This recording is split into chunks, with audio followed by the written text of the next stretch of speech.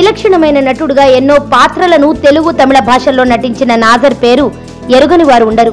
పుట్టుకతో తమిళనాడు ప్రాంతానికి చెందిన నటుడు అయినా తెలుగులో వచ్చిన అనేక సూపర్ హిట్ సినిమాల్లో టాప్ హీరోలు అందరితోనూ నటించి మెప్పించాడు నాజర్. చెన్నై ఫిలిం ఇన్స్టిట్యూట్ లో మెగాస్టార్ చిరంజీవితో ఒకేసారి నటనకు ఓనమాలు నేర్చుకోవడమే కాకుండా చిరంజీవితో ఎంతో సాన్నిహిత్యం ఉన్న నాజర్ చిరంజీవి ఇప్పటి వరకు నటించిన 150 సినిమాల్లో ఏ ఒక్క సినిమాలోనూ చిరంజీవితో కలిసి నటించలేదు. ఈ విషయమై స్పందిస్తూ నాజర్ నిన్న ఒక ప్రముఖ తెలుగు ఛానల్ కు ఇచ్చిన ఇంటర్వ్యూలో కొన్ని ఆసక్తికర కామెంట్స్ చేశాడు.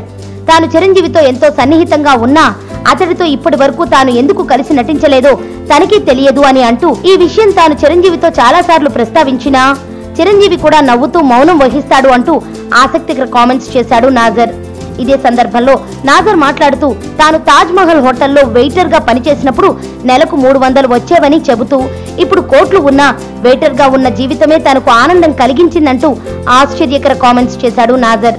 ఇక రాజమౌళి బాహుబలి సినిమాలో తాను చేసిన బిజ్జాల దేవా క్యారెక్టర్ గురించి మాట్లాడుతూ ఒక ఆసక్తికర విషయాన్ని బయటపెట్టాడు నాజర్. ఆ మూవీలో తాను నటించినా తనకు ఇప్పటికీ కూడా బాహుబలిని కట్టపై ఎందుకు చంపాడు అన్న విషయం తనకు తెలియకుండా రాజమౌళి చాలా జాగ్రత్తలు తీసుకున్న అత్యంత తెలివైన వ్యక్తి రాజమౌళి అంటూ షాకింగ్ కామెంట్స్ చేశాడు నాజర్.